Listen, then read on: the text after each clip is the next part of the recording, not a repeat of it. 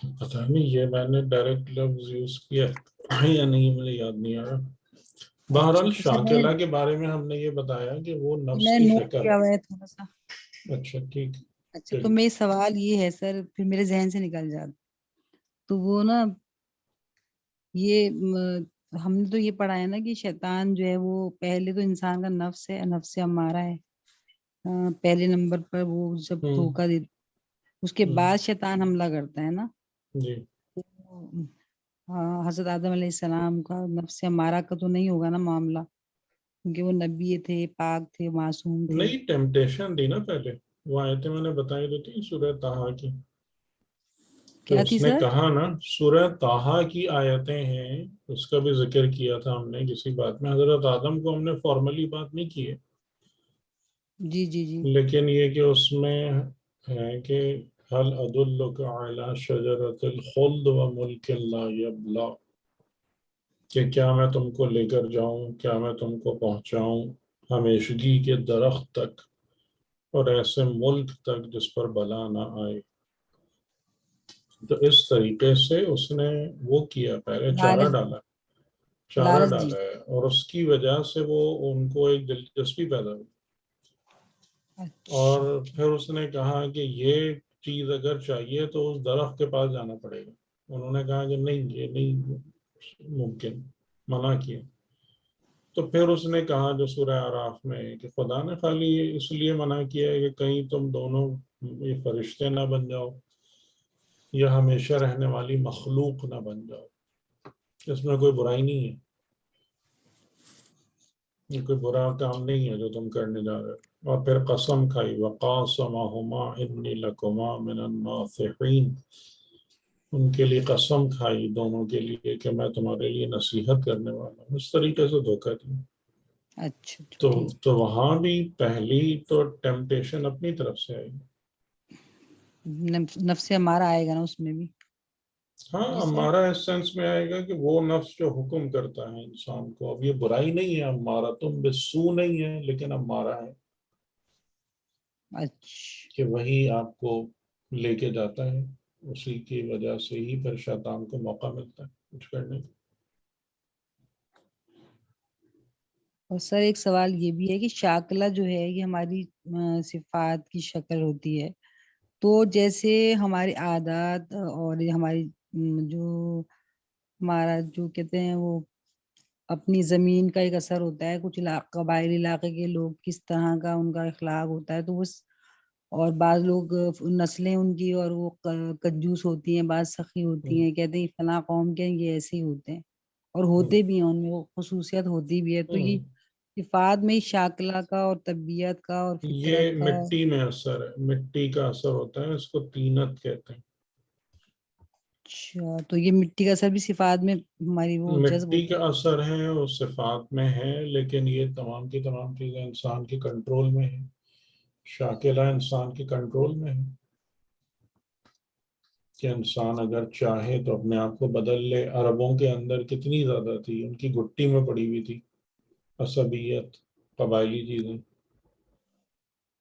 ٹھیک ہے، دین نے آگے بدل دیا نا ان میں سے بہت سارے لوگوں کو۔ ہے، لیکن سر نظر تو نہیں آتا کہ بدل دیا، نہیں نہیں مطلب بدلا، ظاہر عرب بہت لوگ آج بدلے، بھی، مطلب آج عرب ہیں کے ٹھیک حساب۔ ہے، ہاں، لیکن اس زمانے میں جس نے دین اپنایا، عربوں کو تھوڑی میں کہہ رہا ہوں، جس نے دین اپنایا وہ بدلا، اور زبردست طریقے سے بدلا ہے۔ صحیح۔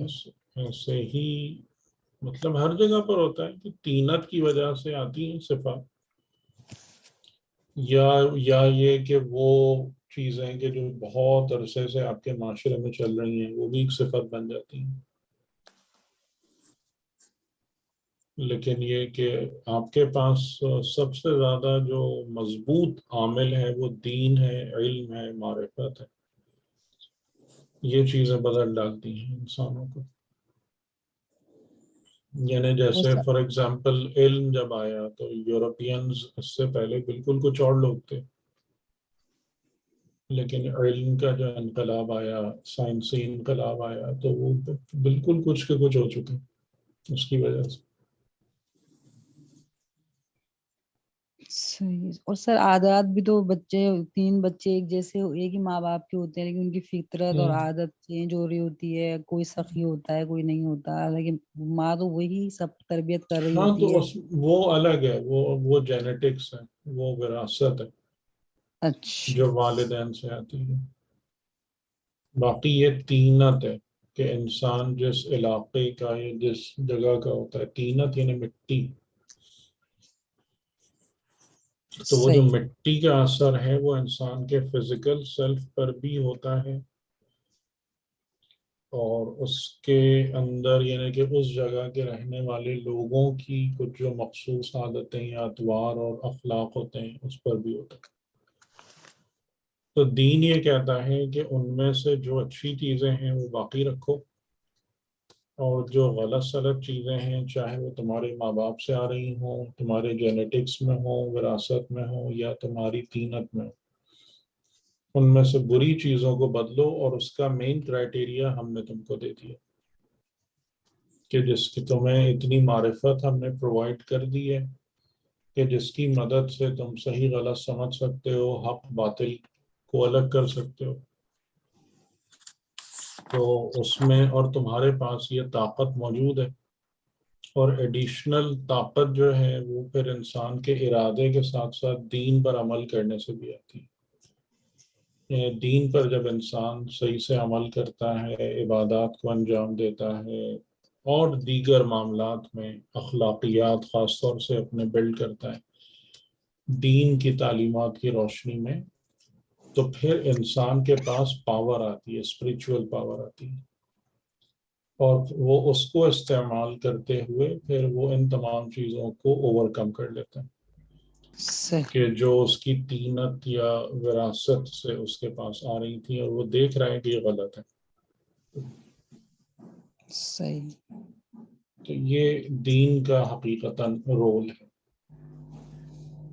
یہ ٹھیک ہے دین سر. خالی اس کام کے لیے نہیں ہے جو ہم نے بنایا ہوا ہے، وہ تو دین کا کام ہی نہیں ہے. سر تھوڑا سا اس سے کنیکٹڈ بات کرنا چاہوں گی کہ ابھی شبانہ نے جیسے عادت کی بات کی اور کچھ تربیت کے حوالے سے کہ ایک ہی انسان کے کئی بچے مختلف عادات کے مالک ہوتے ہیں، تینت ایک ہی رکھتے ہوئے. تو سر اس میں جب تربیت کے حوالے سے اس کے پہلو سے بات کی جاتی ہے تو مطلب ایک بہت امپورٹنٹ رول پلے کرنے کا کہا جاتا ہے. حالانکہ ایک ماں کی وہی تربیت ہوتی ہے اپنے تمام بچوں کے لیے، لیکن اس کے باوجود ان میں کوئی بہت اچھا ہو جاتا ہے اور کوئی مطلب نیگیٹو سائڈ پہ چلا ہی دیکھیں جاتا ہے. انسان اور کے اس جو میں ہے ہم نا، انبیاء. جی سر. انسان کو جو ہے نا، یعنی کہ جب آپ سے کہہ رہا ہوں نا 3-4 چیزیں ہیں کہ جو انسان کے وجود کو بنانے میں کام آتی. سب سے پہلی چیز خود انسان کا اپنا نفس ہے، ایک شاکلہ ہے. انسان ایک ایمٹی باکس نہیں ہے. انسان خود اپنا ایک نفس لے کر پیدا ہوتا ہے، ٹھیک ہے. اور وہ کیا ہے پیدا ہوتے ہوئے اس کسی کو نہیں پتا ہوتا، خود انسان کو نہیں پتا ہوتا، لیکن رفتہ رفتہ وہ انفولڈ ہوتا ہے، ٹھیک ہے. وہ انسان کا اپنا نفس ہوتا ہے، ایک شاکلہ خود ہوتی ہے اندر، اور وہ ہر انسان کی یونیک ہے. اس میں بہن بھائی ہونے سے کچھ نہیں ہوتا. بہن بھائیوں کے جو پیدائش کے وقت شاکلہ ہے وہ کاپی نہیں ہوتی ہے. ہر انسان اپنی ذات میں یونیک ہے، منفرد ہے، انوکھا ہے، اور اس لحاظ سے اس کی شاکلہ بھی یونیک ہوتی ہے. کوئی انسان ریپیٹ نہیں ہوتا. ٹھیک ہے، یہ بات سمجھ میں آ گئی. جی. اب اس کے بعد 3 چیزیں اور ہیں جو انسانوں کے ڈیولپمنٹ یا نرچرنگ میں اپنا کام انجام دیتے ہیں. ان میں پہلی چیز ہے وراثت. وراثت فقط ماں باپ بھی نہیں ہے، لیکن ماں باپ کا اثر اس میں سب سے اسٹرانگ ہے. وراثت کا مطلب یہ ہے کہ وہ پورے جینز جو آپ کے چلے آ رہے ہیں، آپ کی پیڈیگری، آپ کے پورے خاندان سے، ننیال ددیال، اور ان میں جتنی پشتیں ہیں، تو انہیں کہتے ہیں کہ جیسے 7 پشتوں تک میں سے کسی کا اثر آ سکتا ہے انسان. تو وہ جینیٹکس ہو گئی، وراثت ہو گئی. اس کے بعد آپ کے جو اثر آتا ہے انسانوں پر وہ ڈائریکٹلی پھر ماں باپ کا آتا ہے، یعنی ماں باپ کی گود کا آتا ہے، ماں باپ کی تربیت کا آتا ہے، ماں کی تربیت اس میں شاید زیادہ رول پلے کرتی ہے۔ پھر غذا کا اثر آتا ہے کہ جو ماں جو غذا دیتی ہے اس کے ذریعے سے، اور اس سے اس کا ایک اثر آتا ہے۔ اور پھر اس کے بعد جو ہے انسان کے ماحول کا اور استاد کا اثر آتا ہے۔ یہ تمام کی تمام چیزیں جو ہیں یہ انفلوئنشل فیکٹرز ہیں انسان کی ڈیولپمنٹ میں۔ اور کبھی کوئی چیز زیادہ ہمیں دکھتی ہے کہ اثر انداز ہو رہی ہے، کبھی کوئی چیز دکھتی ہے کہ اثر انداز زیادہ ہو رہی ہے، لیکن اصل اہمیت اس میں جو ہے وہ انسان کے اپنے نفس اور اس شاکلہ کو ہے جس کو لے کر وہ پیدا ہوا تھا شروع سے، اور باقی تمام چیزیں جو ہیں وہ ایکسٹرنل فیکٹرز ہیں، اور وہ ایک ایسی حقیقت ہے جو اندر موجود ہے، اور مین ڈیسیشن میکنگ پاور اسی کی ہی ہوتی ہے، اسی کے پاس ہوتی ہے۔ تو اگر وہ جو شاکلہ یعنی نفس کا وجود ہے، اگر وہ اپنے آپ کو بہتر کرتا جائے، مضبوط کرتا جائے، اپنے آپ کو بنانے پر توجہ دے، جیسے وہی میں نے کہا ہے اخلاق، عبادات، خاص طور سے دین جو وہ کرتا ہے، تو پھر وہ باقی تمام اثرات کو خود استعمال بھی کر سکتا ہے چوز کر کے، اور ان میں سے چیزوں کو بلاک بھی کر سکتا ہے، ایکسیپٹ بھی کر سکتا ہے۔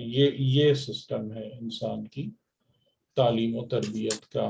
تو اصل جو یونیکنس آتی ہے نا وہ انسان کی شاکلہ یعنی اس کے اپنے نفس کے بیج پر منحصر ہوتی ہے، اور وہ ہر انسان کا یونیک ہے۔ وہ کسی خاندان میں بھائی بہن ہونے کی وجہ سے وہ چیز ریپیٹ نہیں ہوتی ہے۔ آئی بات سمجھ؟ جی جو ٹھیک ہے۔ سملیرٹیز ہیں وہ باقی چیزوں کی وجہ سے نظر آتی ہیں، کہ والدین کا اثر اور وراثت کا اثر اور تینت کا اثر اور فلاں فلاں، اس کی وجہ سے سملیرٹیز پیدا ہوتی ہیں۔ لیکن کیونکہ اصل نفس یونیک ہے تو وہ ہمیشہ منفرد ہی رہتا ہے، کبھی اس کی انفرادیت زیادہ ابھر کے سامنے آ جاتی ہے۔ یعنی جو لوگ اپنے آپ پر زیادہ محنت کرتے ہیں وہ زیادہ منفرد ہوتے ہیں، آپ اس بات پہ غور کر لیجیے۔ اور جو سر لوگ بیسیکلی اپنے جی سوری سر آپ کی بات کر دی۔ اور جو سر لوگ اپنے بیسیکلی آپ پر محنت نہیں کرتے وہ دوسروں سے، خاندان والوں سے، ادھر ادھر سے زیادہ سملر نظر آتے ہیں۔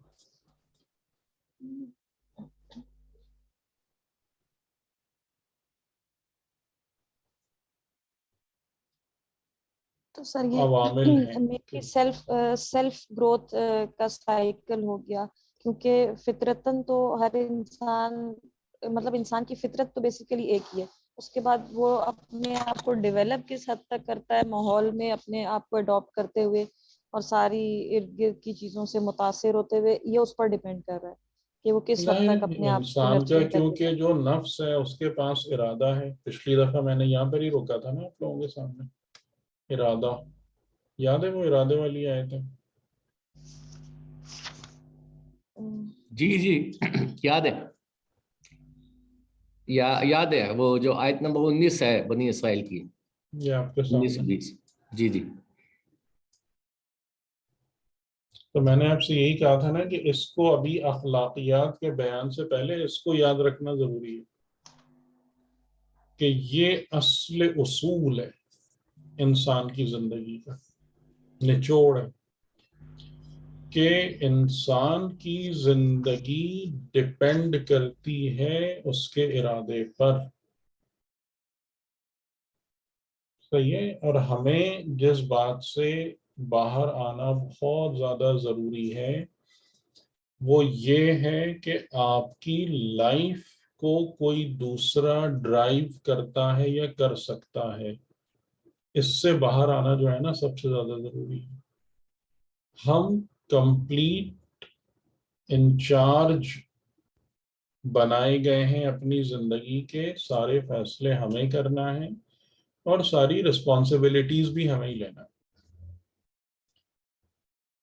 ٹھیک ہے. جیسے علامہ طباطبائی نے کہا کہ 2 حدیثیں یاد رکھیں، 2 روایتیں بیان کی رسول خدا کی، اور کہا کہ ان 2 کو یاد رکھیں اور ان دونوں کے ملانے سے انسان کا مبدا اور معاد دونوں کلیئر ہو جاتی ہیں. انہیں مبدا انسان کا آنا، پیدا ہونا، وجود میں آنا، معاد انسان کا انجام. اور وہ 2 روایتیں کون سی ہیں؟ ان میں سے ایک روایت ہے کہ رسول خدا فرماتے ہیں کہ تم جیسے زندگی گزارتے ہو، زندگی گزارو گے ویسے ہی مرو گے، اور جیسے موت آئے گی، انتقال ہوگا، ویسے ہی اٹھائے جاؤ گے. اور دوسرا آپ نے فرمایا کہ انسان جو ہے گویا کے معدن ہے. معدن یعنی معدن سمجھتے ہیں؟ معدن یعنی مائنڈ، کان، جس میں سے کچھ نکلتا ہے، دھات نکلتی ہیں یا دوسرے منرلز نکلتے ہیں. انسان گویا کے معدن ہیں، جیسے کہ سونے اور چاندی کی کانیں ہوتی ہیں. تو یعنی کان جو ہے آپ سمجھ لیں کہ کیا ہے کہ جو کچھ بھی اس کے اپنے اندر موجود ہے وہی اس کی ورت ہے. ٹھیک ہے. اگر کوئی کان ایسی ہے کہ جس میں خالی مٹی ہے، کچھ نہیں ہے، اس کی وہ ورت ہے. جس کے اندر ہیرے جواہرات ہیں، سونا چاندی، اس کی وہ ورت. تو وہ کہتے ہیں یہ 2 روایتیں ملا لیجئے، آپ کو انسان کی مبدا اور معاد سمجھ میں آ جائے گی. ٹھیک ہے. تو یعنی کہ مبدا اور معاد کا مطلب یہی ہے کہ ہم ایک کمپلیٹ پیکج ہے، ہماری ذات، ہمارا نفس، اس کو شاکلہ کہہ لیں. اور یہ ہماری معدن یعنی ہماری معدنیات کیا ہے؟ یہی ہمارے 3 چیزیں بیان کی انہوں نے: علم و معرفت، اخلاق اور عمل. یہ ہماری معدنیات ہیں. اب یہ سونا ہے، چاندی ہے، کوئلہ ہے، خالی خاک دھول ہے، اب یہ ہمیں دیکھنا ہے. اسی پر یہ ہماری محنت ہے. اور اس کے بنا پر جو ہماری ذات بنتی ہے، اس کے اندر جو کچھ بلڈ ہوتا ہے، ڈیولپ ہوتا ہے، ساری چیزیں، وہ ہم ہیں اور ہمارا سرمایہ. یہ زندگی ہے ہماری.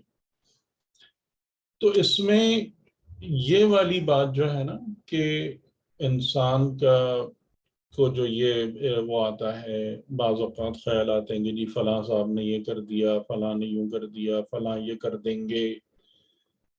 تو یہ ایسا ہے نہیں.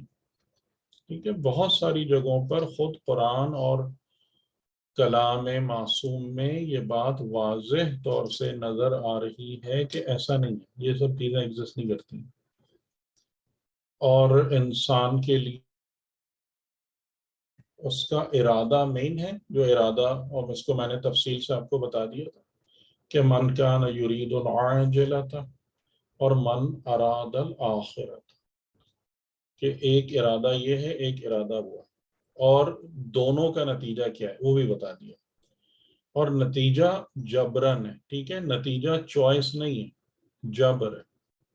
یعنی یہ نتیجہ ہر حال میں برآمد ہوگا. اس میں کسی کی چوائس نہیں ہے کہ کچھ کا کچھ ہو جائے، کہ ارادہ عاجلہ یا دنیا کا کرے اور نتیجہ آخرت والے کا حاصل ہو جائے. یہ پاسبل نہیں ہے. ٹھیک. تو اور پھر یہ کہ ہم دونوں کی مدد کرتے ہیں. اب تیرے رب کی عطا سے مدد دونوں کی ہوتی ہے. ان کا ارادہ ہے، انہیں بھی وسائل ملتے ہیں بھرپور. ان کا ارادہ ہے، ان کو بھی وسائل ملتے ہیں بھرپور. تو اسی وجہ سے بعض لوگ اس غلط فہمی کا شکار ہو جاتے ہیں کہ جو ہے ہی نہیں، یعنی کہ جو نظامی نہیں ہے، وہ اس غلط فہمی کا شکار ہوتے ہیں، بھائی یہ تو دنیا دار ہے، اس کو اتنا کیوں مل رہا ہے؟ تو خدا نے تو کہا ہم اس کو دیں گے، کیونکہ تم وہی بنو گے جو تمہارا ارادہ ہے. اور یہ دار امتحان ہے. یہاں جو ارادہ کرو گے ہم تمہیں پوری اپرچونٹی پرووائڈ کریں گے کہ تم اپنے ارادے کے تحت اپنے آپ کو بناؤ. اور پھر اس کے بعد بنو تو پھر اس کی رسپانسبلٹی تم کو لینا ہے.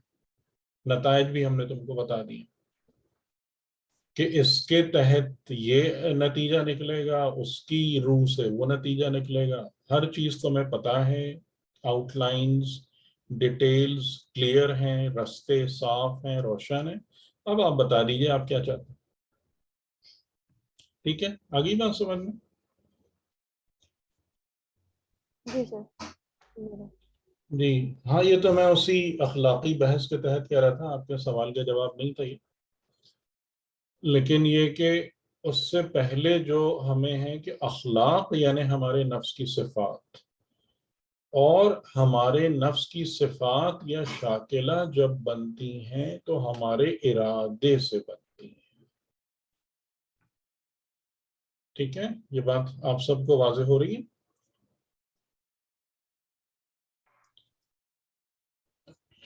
مجھے جی ذرا 2 منٹ دیجیے گا, ایک وقفہ. چاہیں تو ریکارڈنگ روک لیں یا آپ اپنا کریں. میں ذرا سے ایک چھوٹا سا مسئلہ ہے, وہ آتا ہوں. جی جی میں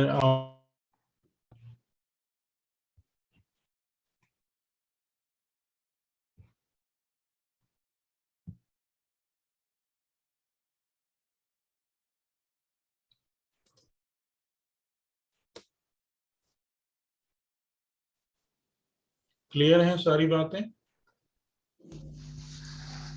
جی ٹھیک, جی اچھا ٹھیک. اب ہم باقاعدہ اخلاقیات کے ارکان پہ آتے ہیں, یا یوں کہہ لیں کہ اخلاقیات کے حوالے سے جو ہماری لسٹ ہے اس کو دیکھنا شروع ہوتے ہیں اور ڈسکس کرنا شروع ہوتے ہیں. تو اس میں جناب علی, جیسے میں نے کہا کہ قرآن کریم میں وہ مقام جہاں پر اخلاقیات کو سب سے زیادہ تفصیل سے اور پھیلا کر بیان کیا گیا ہے, اور شاید آپ کہہ لیں کہ لسٹ جہاں پر سب سے زیادہ طویل ہے, وہ کون سا مقام ہے؟ سورہ بنی اسرائیل یا سورہ اسراء کے اندر. یہ آیت نمبر 22 سے شروع ہوتا ہے اور 39 تک جاتی ہے وہ تفصیل. ٹھیک ہے, اور اس میں ظاہر ہے کہ آپ جب اخلاقیات کی تعریف کو سمجھ گئے ہیں تو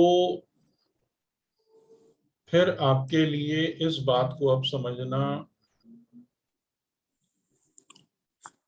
مشکل نہیں ہے. اچھا, میری آواز آ رہی ہے نا؟ جی ہاں, جی آپ کی آواز آ رہی ہے آپ کی آواز. ٹھیک, کہ آپ کے لیے یہ بات سمجھنا مشکل اب نہیں ہے کہ اخلاقیات مینس صفات.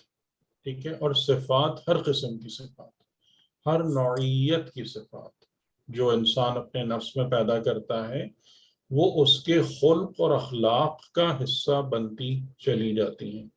اور اسی بنیاد پر ہمارے سامنے کئی چیزیں ایسی آتی ہیں کہ جو پہلے ہم نے بالکل بھی نہیں سوچی ہوئی ہوتی. یعنی اب ہماری اخلاقیات کی تعریف اس سے تو بہت دور چلی گئی کہ جو نارملی ہم یہ بات جملہ کہتے ہیں کہ اس کا اخلاق اچھا ہے یا اس کا اخلاق برا ہے, اس والے کنسپٹ سے تو بات بہت ہی دور چلی گئی کہ اخلاقیات یعنی اب صفات. لیکن ایون صفات کی بھی جب بات ہوتی ہے قرآن کریم کی نگاہ سے, تو وہاں بھی بڑے ہمیں شوقس لگتے ہیں کہ یہ اس میں ان چیزوں کو تو ہم کاؤنٹ ہی نہیں کرتے تھے اپنے اخلاق کے اندر.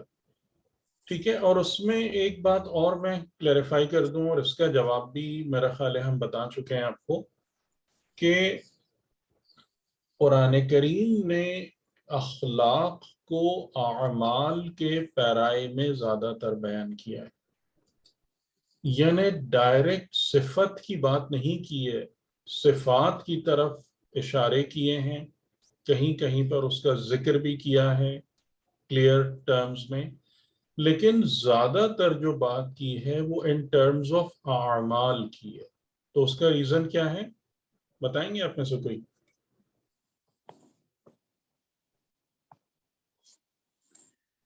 یہ انداز کیوں اپنایا ہے؟ جی اعمال نظر آتے ہیں اور صفات جو کے ذریعے اعمال نظر آتے ہیں نا. وہ تو ہے, لیکن قرآن نے یہ انداز کیوں اپنایا ہے؟ یعنی اس انداز سے بات کیوں کی ہے, یہ کرو یہ نہیں کرو, یہ کیوں نہیں کہا کہ اس صفت کو پیدا کر لو؟ تاکہ جیسے جیسے ہم اطاعت کرتے جائیں گے اللہ کی اس اعمال کے ذریعے سے تو وہ صفات پیدا ہوتی جائے گی خود بخود. وہ بھی ہے جی درست ہے، لیکن اس میں ایک بات مد نظر ہم کو رکھنا ہے، اور یہ قرآن کریم کا اعجاز ہے، معجزہ ہے، کہ قرآن جو ہے نا وہ ہر لیول کے انسان کے لیے ہدایت ہے. قرآن خالی عقل مندوں کے لیے، سمجھداروں کے لیے، علماء کے لیے ہدایت نہیں ہے. اگر آپ عوام الناس کی بات کرتے ہیں تو عوام کے پاس اپنے اندرونی یا نفسانی معاملات کا شعور بہت کم ہوتا ہے. یعنی آپ زیادہ تر لوگوں سے جب صفات کی بات کریں گے اور اپنے نفس کی حالت کی بات کریں گے نا، وہ حیرانی سے آپ کا منہ دیکھیں گے کہ بول کیا رہے گی.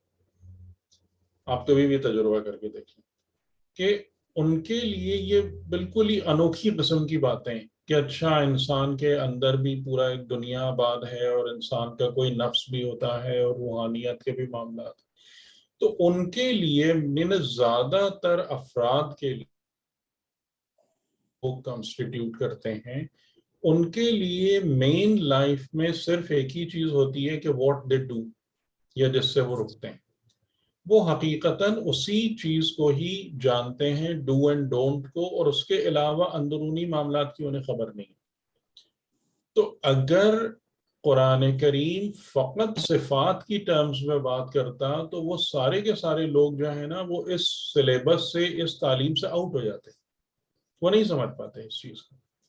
یعنی جیسے کچھ مقامات ایسے ہیں کہ جہاں پر قرآن کریم نے گہرے معارف کی بات کی ہے، وہاں پر آپ دیکھیں لوگ آؤٹ ہیں، میکسیمم نمبر آف پیپل جو ہیں وہ ان آیتوں سے باہر ہیں، ان کو خبر ہی نہیں ہوتی. وہ بیچارے پڑھ کے سمجھنے کی بھی کوشش کرتے ہیں اور ان کو کچھ نہیں سمجھ میں آتا کہ یہ کیا ہے. یعنی اس کی جیسے ایک بہت بڑی مثال سورہ اخلاص ہے کہ سورہ اخلاص سب کرتے ہیں، بچوں کو بہت رٹاتے ہیں اور سب سے پہلے یاد کراتے ہیں، لیکن سورہ اخلاص کا معنی کیا ہے، یعنی ذرا سی بھی اس کی تفسیر وہ کچھ نہیں پتا. وہ نعوذ باللہ، بلکہ بہتر یہی ہے کہ تفسیر نہ پوچھی جائے، کیونکہ اس میں پھر اتنے شرک کے وہ نکل آتے ہیں جو لوگ اس کے معنی بتاتے ہیں کہ پھر وہ بہتر ہے کہ وہ نہ بتائیں. ٹھیک، تو مسئلہ یہ ہے، اس بات کو ذہن میں رکھیے گا کہ یعنی آپ کو یہ چیز فیل ہوگی کہ ہم بات کر رہے ہیں صفات کی، لیکن مینلی ڈسکشن جو ہے وہ عمل پہ جا رہا ہے.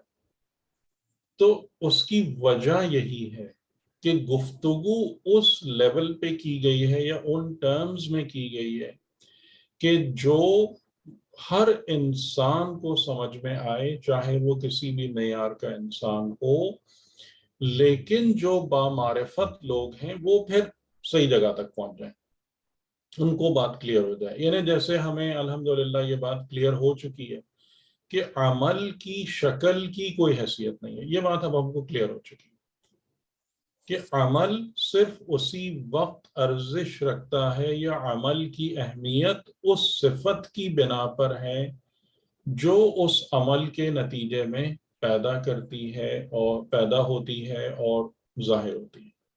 عمل وہی، اور اس کی میں نے آپ کو مثال بھی دی تھی مثال یہ والی بلڈ سیمپل والی. جی نہیں یہ نہیں دی ہے سر، یہ مثال نہیں دی تھی. اچھا، نہیں. یعنی عمل جو ہے وہ لائک اے بلڈ سیمپل ہے نا، کہ آپ جب جاتے ہیں ڈاکٹر کے پاس تو آج کل کے جو میڈیکل ٹریٹمنٹ ہے وہ سب سے پہلے آپ کی ڈائگنوسس کراتے ہیں، اور ڈائگنوسس کرانے کا طریقہ کیا ہے، آپ کے مختلف سیمپلز لیتے ہیں، جس میں سے مین امپورٹنس جو ہے وہ آپ کے بلڈ سیمپل کو ہوتی ہے. تو اگر 2 یا 3 جو چھوٹی چھوٹی بوتلیں ہوتی ہیں اس میں اس نے خون نکالا اور آپ کو یہ نہیں پتا، وہ آپ کہیں گے یہ کیا ہے بھائی، میں تو تم سے علاج کرانے آیا ہوں، یہ تم میرا خون نکال کے کیوں بیٹھ گئے، اس سے کیا ہوگا؟ تو وہ کہے گا کہ آپ کے بدن کی پوری حالت اس میں ہے. اب آپ حیران ہو، اس کی شکل دیکھیں گے، بھائی کیا بات کر رہا ہے، یہ جو خون نظر آ رہا ہے خالی، اس میں میرے پورے بدن کی حالت کہاں سے آ جائے گی؟ لیکن جب اس بلڈ سیمپل کو لیبارٹری میں جا کے میزان پہ رکھا جائے گا، جو اس کی اپنی میزان ہے جس پر وہ ٹیسٹ ہوتا ہے، اور اس میں سے جو وہ نکل کے آئے گا اور پھر 8-10 پیجز کی ایک ڈیٹیلڈ رپورٹ آپ کے ہاتھ میں آ جائے گی، تو آپ حیران ہوں گے کہ یہ سب کہاں سے آ گیا، یہ اتنی تفصیل کہاں سے آ گئی، کہ جس سے یہ پتہ چل رہا ہے انہیں جیسے کہتے ہیں نا بدن کی پوری حالت کچا چٹا سب نکل کے سامنے آ گیا. ٹھیک ہے، تو عمل اور نامہ عمل کی حیثیت یہ ہے کہ اگر کوئی کہے کہ جی یہاں تو قیامت میں تو نامہ عمل کی بات ہو رہی ہے، اور سورہ زلزال تو کہہ رہی ہے کہ جو ایک ذرے کے برابر عمل کرے گا تو وہ دیکھے گا خیر اور شر، تو پھر یہ کیا، پھر صفات کہاں سے آئیں، صفات کی تو اہمیت نہیں لگ رہی ہمیں. لیکن یہ اس مثال کے ذریعے سے آپ اس کو سمجھ سکتے ہیں کہ خدا عمل لے گا قیامت میں اور اسے اپنی میزان پہ رکھ دے گا، جو میزان وہاں پر وضع کی گئی ہے، اور اس میں کسے کیا نکل آئے گا، نیت، ارادہ، پوری رپورٹ نکل آئے گی. جیسے آپ کے بلڈ سیمپل میں سے آپ کی باڈی کنڈیشن اور سچویشن کی پوری، یہ عمل انجام دیا گیا تھا، اس کے پیچھے یہ ارادہ تھا، اس کے پیچھے یہ نیت تھی، اس کے کرنے کے انجام دینے کے یہ طریقہ کار تھے، اس سے یہ نتائج برآمد ہوئے، یہ صفات آئیں، یہ پورا حساب سامنے آئے. ٹھیک ہے، تو اس لیے عمل کو تولنا سب سے زیادہ مناسب کام ہے یا نہیں؟ جی جی جی بالکل صحیح. اس سے بات تو سمجھ لگتا ہے جی اعمال کا دار و مدار نیتوں پر ہے، پھر یہی چیز بالکل یہاں پر نہیں، یعنی عمل میں سب ہے، خالی نیت نہیں ہے، نیت نہیں سب ہے، عمل میں سب کچھ ہے. جس طریقے سے آپ کے بلڈ رپورٹ میں ساری چیزیں ہوتی ہیں نا جی جی جس کا تعلق آپ کی صحت یا نعوذ باللہ بیماری سے، تو سب ہے. تو خدا عمل کیوں تول رہا ہے، عمل کیوں دکھا رہا ہے کہ اس میں سب کچھ ہے، اسی میں ہی. تو آپ کو سمجھ میں آ رہی ہے بات، عمل کی اہمیت یہ نہیں ہے کہ آپ کہیں کہ بس ہاتھ پیر ہلانا عمل ہے اور یہ سب کچھ ہے، یہ بالکل بھی نہیں ہے. لیکن اس ٹرمز میں بات کرنے کی ایک وجہ یہ ہے کہ سب سے اچھے طریقے سے لوگوں کو سمجھ میں آتی ہے اور کلیئر ہوتی ہے بات، اور دوسرا یہ کہ عمل is like the blood sample,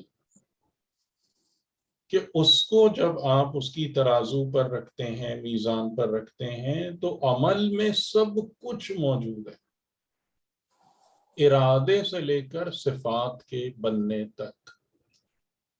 تو وہ تمام کی تمام چیزیں عیاں اور روشن ہو جاتی ہیں. ٹھیک ہے، اس بات کو ذہن میں رکھیے گا.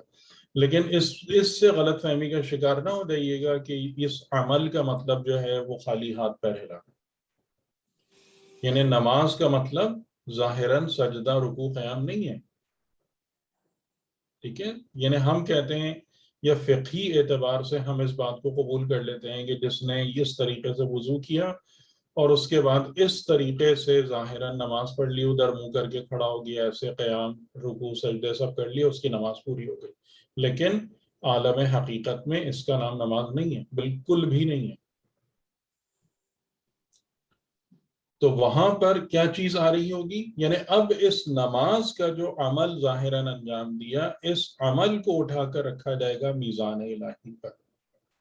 تو اس میں سے کیا نکلے گا، ارادہ کیا تھا، کئی لوگوں کو دھوکہ دینے کے لیے تھا، ریاکاری کے لیے تھا، اپنے آپ کو بڑا مومن ثابت کرنے کے لیے تھا، کس نیت کتنی سچی تھی، کتنا پرخلوص تھا. اس نماز کے نتیجے میں جو پرائمری لیول کی کوالٹیز ہیں، ان الصلاۃ تنہی عن الفحشاء والمنکر، یہ نتیجہ نکلا یا نہیں نکلا نماز کا کہ انسان فحشاء اور منکرات سے دور ہوا ہو.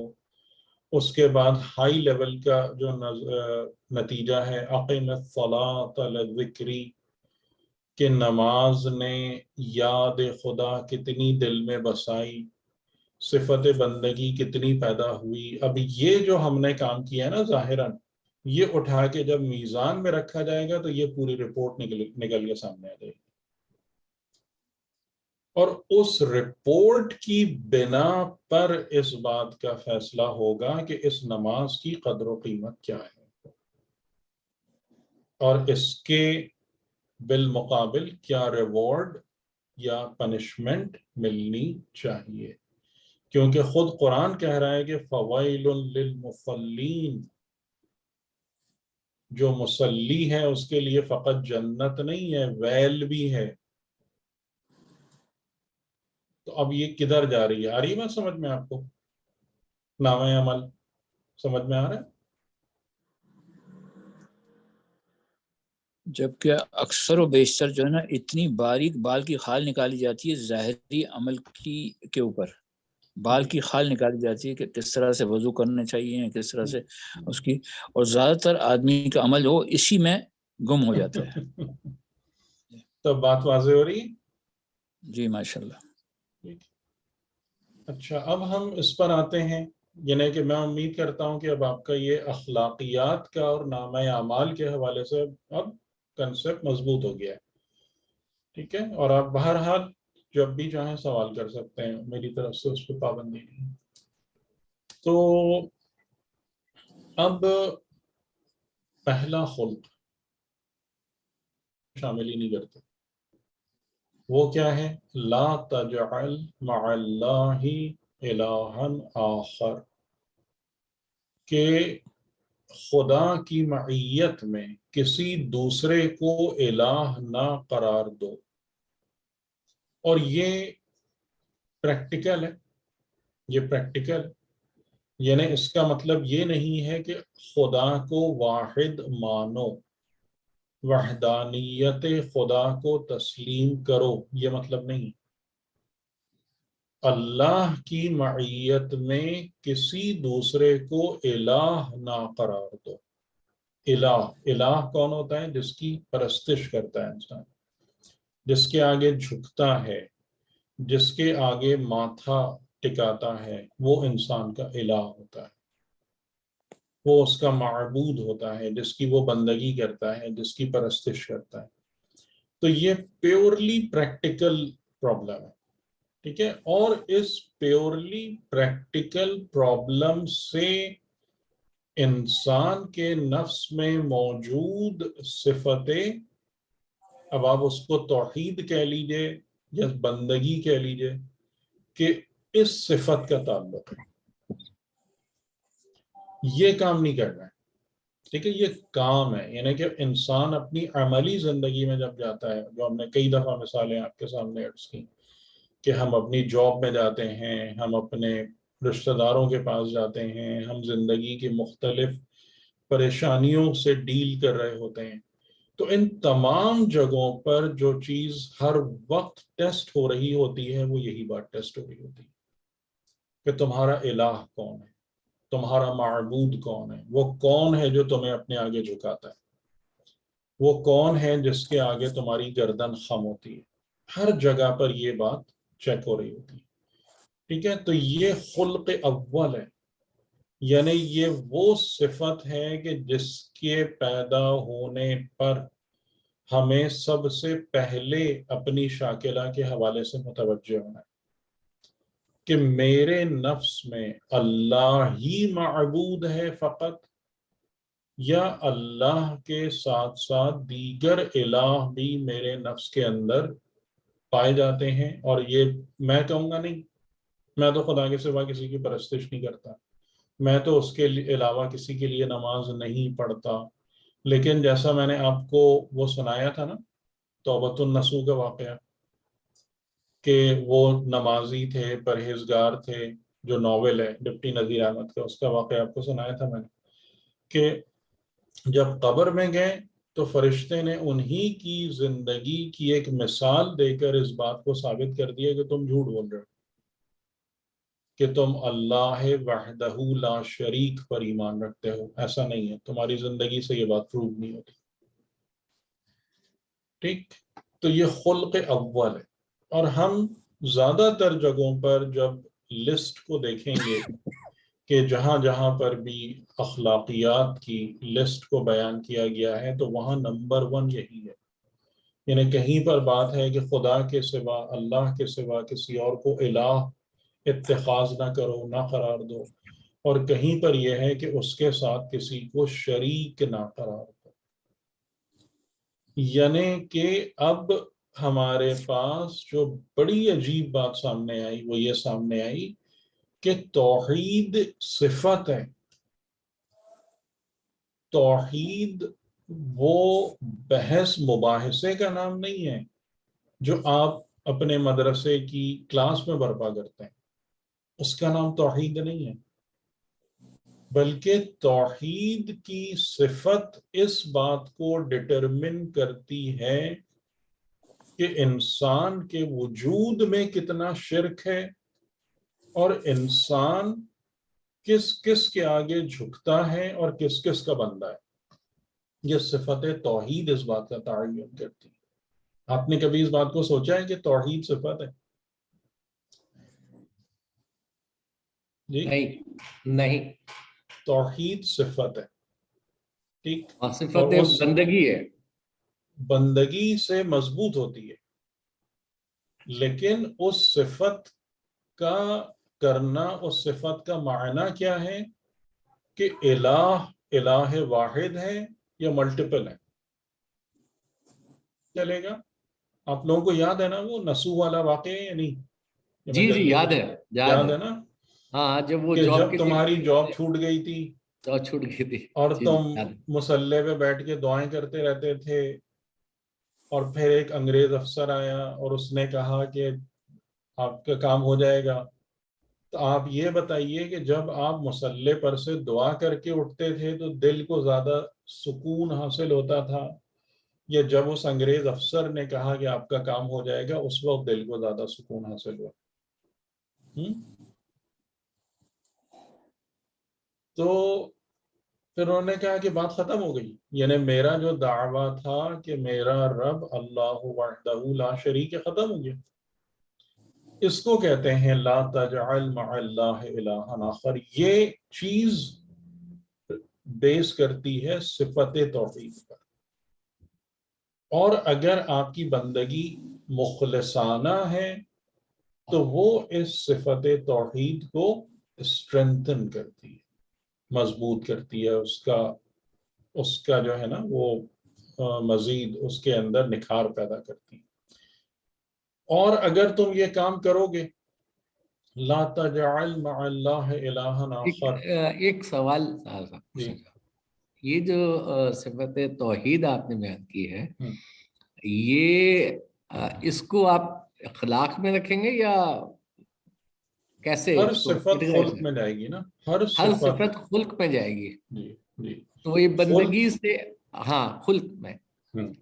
اور جو صفات ہیں نا وہ آپس میں کمبائن ہوتی ہیں. دیکھیں یعنی جیسے کہ مثال اس کی آپ لیں کہ آپ اگر ایک بریانی کھاتے ہیں، جی جی اس کے اندر کافی ساری چیزیں ملی ہوتی ہیں نا، بالکل بالکل، لیکن اس کا جو آخری شکل اور مزہ ہے وہ سب الگ الگ چیزوں کا نام ہے یا ایک ہوتا ہے؟ ایک ہوتا ہے. ایک ہوتا ہے، ٹھیک ہے. اسی طریقے سے انسان کے وجود میں مختلف صفات آتی ہیں، جمع ہوتی ہیں. صفات ایک دوسرے کو سپورٹ دیتی ہیں، کانٹرڈکٹ کرتی ہیں، لیکن ان کے نتیجے میں جو نفس کی شاکلہ بنتی ہے وہ ایک ہوتی ہے. ایک بنتی ہے، ٹھیک ٹھیک ٹھیک. یہ سب ایک دوسرے کو کمپیریٹیبل ہوتی ہیں ایک دوسرے کو. ہاں یعنی جس طریقے سے کہ آپ نے اس میں نمک ڈالا، کوئی مرچ ڈالی، کوئی اور کچھ ڈالا، لیکن اب آپ اس کو الگ الگ نہیں کر سکتے ہیں اس وقت جو آپ نے والا لیا آپ نے. نہیں صحیح صحیح، ٹھیک ہے. تو اسی طریقے سے جیسے میں نے کہا کہ 5 صفات آن ٹاپ پر، ٹھیک ہے نا، 5 صفات جو بتائی تھی، بندگی، تقویٰ، زہد، صبر، شکر. اس کے بعد باقی صفات جو ہیں وہ تقریباً ان کے ماتحت آ رہی ہوتی ہیں، پھر ان کو ری انفورس کرتی ہیں. پھر تقریباً یہ ساری کی ساری صفات مل کے ایک نقطے پہ آ جاتی ہیں. وہ نقطہ کیا ہے؟ بندگی ہے. بندگی، ٹھیک ہے، بندگی. اور بندگی سے انسان کے تمام کمالات کا اور تمام اخلاقیات کا تعین ہوتا ہے. یعنی تم کس کے بندے ہو. یا اس کے ساتھ ایک اور جو صفت آ جاتی ہے وہ ولایت ہے، لیکن وہ بھی بندگی سے ہی ریلیٹ کر رہی ہوتی ہے. بندگی سے آتی ہے نا، ولایت بھی بندگی تو سے ہی ریلیٹ کر رہی ہوتی ہے. جی کیونکہ تو آپ اس ولایت کو تو سمجھ الٹیمیٹلی اللہ کی طرف جا رہی ہے نا. جی تو اس کو آپ سمجھ رہے ہیں نا کہ یہ تمام کی تمام چیزیں کوئی الگ الگ نہیں ہے، بلکہ یہ سب مل کر ایک انسان کے وجود اور اس کے نفس کو تشکیل دے رہے ہوتے ہیں. اور اینڈ میں جا کے، یعنی اگر مثال کے طور پر ہم آپ سے سوال پوچھیں کہ رسول خدا اور ائمہ معصومین کی فضیلت کیوں ہے، آپ کیا جواب دیں گے باقی انسانوں کو؟ ان کے اندر تمام صفات الہیہ کمال پر موجود ہیں. یہ جواب نہیں ایک ہے، لحاظ مطلب سے ان درست کی ہے. بندگی، ان کی ہاں بندگی کا لیول اتنا ہے جی کہ جی، باقی سب لوگوں یہ کی ہے بس. بندگی اگر ان آپ کی، اس کو سمجھ رہے ہیں نا تو آپ کا جواب یہ ہونا بندگی ان کی بہت ہے. کہ وہ اس لیے بافضیلت ہیں کہ دوسرے انسان ان کی بندگی کے معیار تک نہیں پہنچتے. نہیں پہنچ سکتے. ٹھیک. وہ اپنی بندگی کے معیار اور اپنے نفس میں موجود صفت توحید کی وجہ سے ممتاز ہیں. اس لیے نہیں کہ وہ بہت نمازیں پڑھتے تھے یا بہت، وہ اس کے سب کے انڈر میں آ رہا ہے نا، وہ اس کے انڈر میں، اس ایک چیز کے انڈر میں سب ان کی عبادات، ان کی قربانیاں سب اس کے انڈر میں آ جائے گا. کہ کیوں امام حسین علیہ السلام کا جو یہ کمال ہے، کمال قربانی کیوں ہے؟ اس لیے کہ وہ عبد مخلص ہیں بارگاہ الہی میں. یہاں سے سب چیزیں نکل کے آ جائیں گی.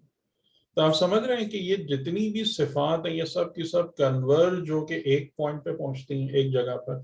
اور وہی صفت جو ہے وہ الٹیمیٹلی انسانوں کے معیار کا تعین کرتی ہے. تو لا تجعل مع اللہ الہا آخر، یہ پہلی صفت، یعنی اس کے ظاہراً اندر عمل. یہ وہ جو کہتے ہیں کہ نماز اگر قبول ہو گئی تو سب کچھ قبول ہو گئی، وہ یہی پہنچتی ہے، کیونکہ نماز بندگی کی علامت ہے. جی، نماز ڈائریکٹ بندگی سے جڑی تاریخ ہوئی. بندگی کی نماز. ٹھیک ہے. تو اب آپ سمجھ رہے ہیں نا. دیکھیں اب آپ خود ہی، جیسے میں نے کہا تھا نا، یہ سب چابیاں ہیں، در کھول لیں گے انشاءاللہ. تو بات سمجھ میں آ رہی ہے نا کیوں؟ بالکل بالکل بات سمجھ آ رہی ہے. تو سر وہ نماز پھر اپنی پوری ویٹیج کے ساتھ ہے نا، لیکن نارملی ہم صرف جو ایک ایکشن کے طور پر کرتے ہیں، تو وہ یا تو جب ہم نے اسے اس کرنے چیز کا کو تو بہت پہلے ہی ڈسمس کر دیا نا، کر کہ دیا آپ نا، نے جی اس ٹرمز میں تو سوچنا ہی نہیں ہے سوچنا ہی ذرا. نہیں ہے نا. تو بالکل نماز کا پوری وہ مطلب تو ویٹیج کے ساتھ بالکل ہی نماز. گمراہی کا رستہ ہے. صحیح. لیکن ٹھیک ہے. شہزاد صاحب نے بالکل صحیح بات کہی کہ کیوں نماز قبول ہوگی تو سب قبول ہوگا، روزے کے بارے میں کیوں نہیں کہا؟ اس کیونکہ یہ لیے بندگی کہ کی انتہا ہے. نماز سب سے زیادہ صفت بندگی سے متعلق ہے. اور ابھی ہم اسی بات کو سمجھ رہے ہیں کہ صفت بندگی ہی حقیقتاً باقی تمام صفات کا نچوڑ ہے، اور اس سے ہی انسانوں کے معیار اور مقامات کا تعین ہوتا ہے بارگاہ خداوندی میں. اور اس کا یعنی شرک اور مختلف ایک سے زیادہ خداؤں کے آگے جو جھکنے والی بات ہے، اس کا نتیجہ بھی بیان کر دیا. اور یہ قرآن کریم کا بہت ہی، جسے آپ کہیں پیٹنٹ طریقہ ہے. پیٹنٹ یعنی وہ چیز جو ہوتی ہی ہوتی ہے آلموسٹ، کہ جو بھی بات آپ سے کہی جائے گی نا، اس کا نتیجہ آپ کو بھی بتا دیا جائے گا، اور اس کو ایک یونیورسل رول کی شکل میں بیان کر دیا جائے گا کہ جو سب کے لیے اپلیکیبل ہے. فَتَقْعُدَ، پس تم بیٹھے رہ جاؤ گے. قعد بیٹھنا. قعود کس حالت میں بیٹھے رہ جاؤ گے؟ مذموماً. مذموم یعنی جس کی مذمت کی جائے. مخذولاً، خذلان یعنی ذلت و رسوائی. تم قابل مذمت حالت میں ذلت و رسوائی کے ساتھ وہیں پڑے رہ جاؤ گے. یعنی نہ تمہاری حرکت ہوگی، نہ ارتقا ہوگا، نہ بلندی، کچھ نہیں ہوگا. کیا حالت ہو جائے گی اگر تم یہ کام کرو گے؟ اگر تمہارے اندر صفت توحید کی جگہ صفت شرک اور مشرکانہ طریقے تمہارے اندر جڑ پکڑ.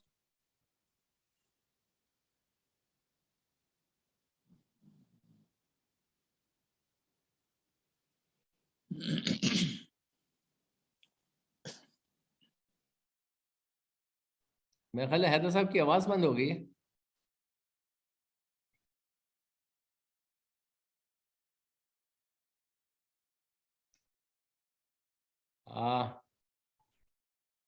مائک تو آن ہے ان کا. مائک آن ہے لیکن آواز ہم تک نہیں آ رہی ہے.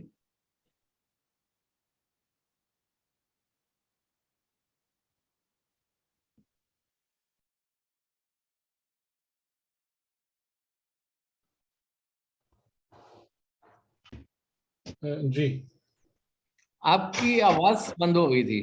جی جی جی وہ نیٹ کا کچھ ایشو. ٹھیک. بیچ میں ڈسکنیکٹ ہو گیا تھا. جی یعنی میں یہ بات کہہ رہا تھا کہ یہ ہم نے اس کا ترجمہ پڑھ دیا تھا نا, آپ تک آواز آ گئی تھی نا. جی جی جی مضموم اس کا مخذولا. ہاں یہ پڑھ لیتے. تو اب میرا سوال یہاں پر یہ ہے کہ جو نتیجہ بیان کیا جا رہا ہے وہ عمل کی ٹرمز میں بیان کیا جا رہا ہے یا حالت اور کیفیت اور صفت کی ٹرمز میں بیان کیا جا رہا ہے؟ صفت کے ٹرمز میں. حالت کیفیت کے. کیفیت. صحیح ہے, آ رہی ہے بات سمجھ میں؟ یعنی حالت اور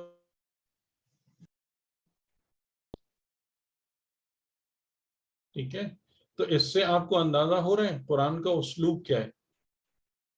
قرآن یعنی کس طریقے سے بات کر رہا ہے کہ لا تجعل مع اللہ الہا آخر, ایک یہ ان ٹرمز آف عمل ہے, اور یہ سب کو سمجھ میں آ رہا ہے کہ اچھا یہ ایسے کرو گے تو خدا کے ساتھ دوسرے لوگ شامل ہو جائیں گے, ایسے کرو گے نہیں ہوں گے.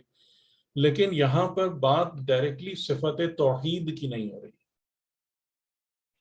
اس صفت کی نہیں ہو رہی, لیکن جو نتیجہ بیان کیا جا رہا ہے وہ نتیجہ جو ہے وہ ایک صفت, یعنی تم قابل مذمت ہو کے رہ جاؤ گے, تم ذلت و رسوائی سے دوچار ہو جاؤ گے, تمہاری کوئی پروگریس نہیں ہوگی. بات واضح ہو رہی جی جی بالکل. کہ اگر خلق یہ بنا تو یہ نتیجہ تمہارے ہاتھ میں آئے گا. اگر یہ خلق بنا, تمہارے خلق میں یہ چیز شامل ہوگی.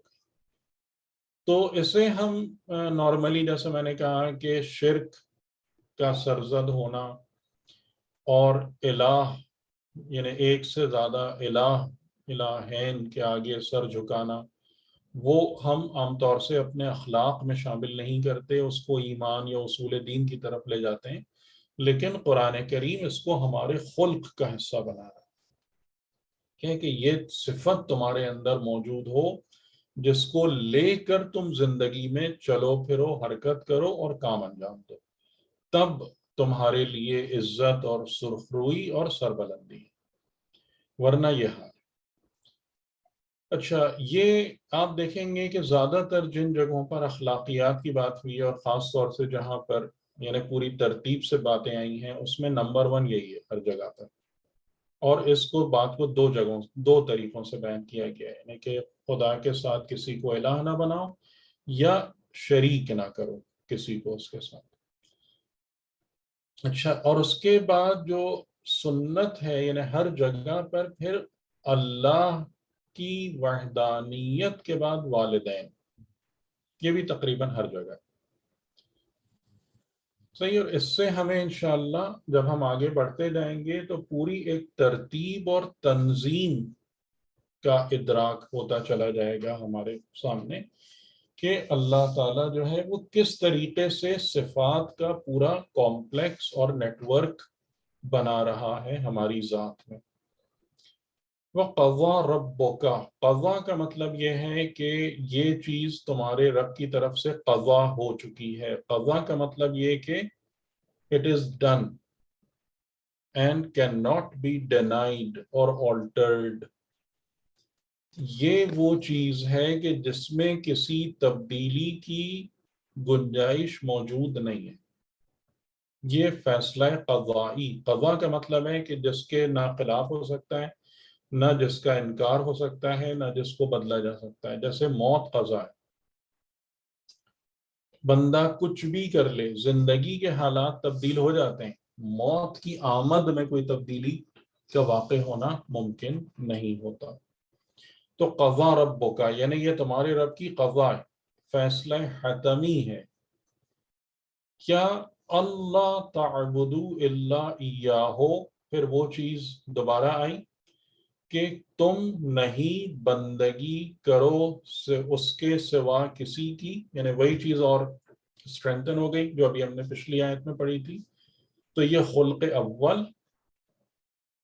कि आप जो हैं जब बंदगी करेंगे तो वहां पर इंसान भी इस बात को समझ सकता है कि मेरी बंदगी फकत खुदा के लिए है या उसमें कुछ और भी आ रहा है।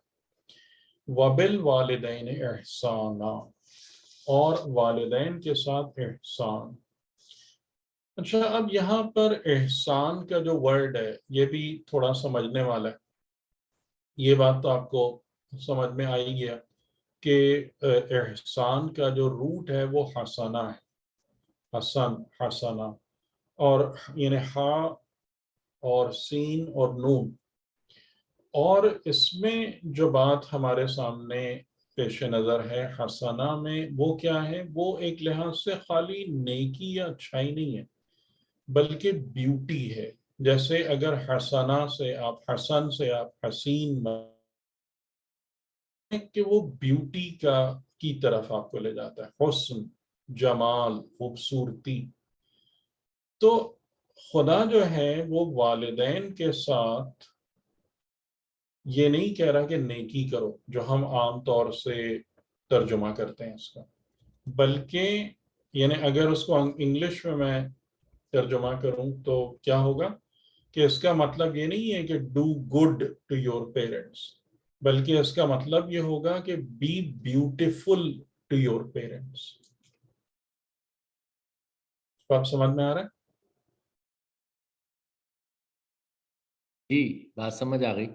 आप समझ आ रहा है? मतलब इसका मतलब ये है कि सिर्फ नेकी नहीं बल्कि बेहतरीन नेकी और खूबसूरती के साथ अच्छाई नहीं, हुस्न, हुस्न के हुस्न, साथ, हुस्न, हुस्न, हुस्न के साथ, खूबसूरती के साथ। एहसाना, वबिल वालिदैन एहसाना।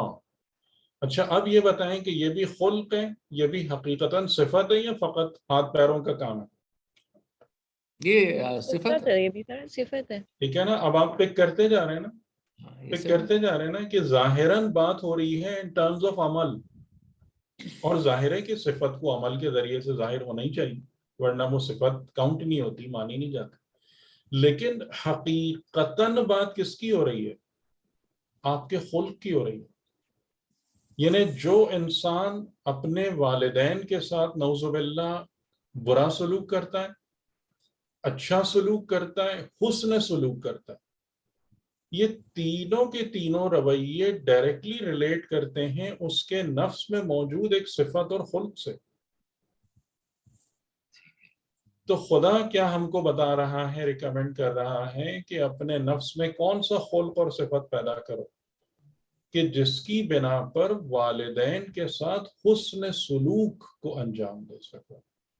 और एक बात और भी है इसमें, जो है ना, एक नुकता और भी बड़ा अहम है कि हम जैसे लोगों के लिए सिफत अमल के जरिए से बनती है। यानी हमारी सिफत जो है ना वो पहले मारिफत और फिर अमल के जरिए से, और अमल अज लिहाज रियाजत, ठीक है ना। अमल जो है कि हम शुरू में अमल इस तरीके से अंजाम देते हैं कि उसको जबरदस्ती कर रहे होते हैं, और फिर रफ्ता रफ्ता रफ्ता रफ्ता करके अगर हमारी मारिफत अच्छी है तो फिर काफी जल्दी उस अमल के अंदर मानवियत पैदा हो जाती है। क्यों? कि फिर वो उस मारिफत और अमल मिलके हमारे नफ्स के अंदर वो सिफत पैदा करा देती हैं, और फिर हमारा अमल जबरदस्ती धक्के वाला नहीं होता, प्रेशर वाला नहीं होता, बल्कि वो अमल फिर उस सिफत में से निकलना शुरू हो जाता है। मेरी ये बात समझ में आ रही? जी जी, या इसको बिल्कुल थोड़ा सा और सही है। वाज़ेह कर दूं? नहीं, बात समझ आ जैसे रही है। जैसे शुरू हम में नौजवानी में नमाज फजर के लिए उठते थे जबरदस्ती, ठीक है ना, यानी सही। या तो अम्मा अब्बा कान पकड़ के उठाएं, कान से पकड़ के उठाएं, या ये कि जहन्नम से डर लग रहा हो, लेकिन जबरदस्ती उठते थे। तकरीबन हम सबके साथ यही है, आप में से जी जी। माशाल्लाह कोई इतना बामारिफत हो कि जिसने अपनी पहली नमाज फजर शौक से पढ़ी हो, तो क्या नहीं कहने उनके। नहीं। تو لیکن پھر رفتہ رفتہ کیا ہوا، جب آپ کے پاس معرفت آئی اس نے آپ کا کام آسان کر دیا، لیکن آپ جب اس عمل کو زبردستی انجام دے رہے تھے یہ چیز بھی آپ کی ہیلپ کر رہی تھی.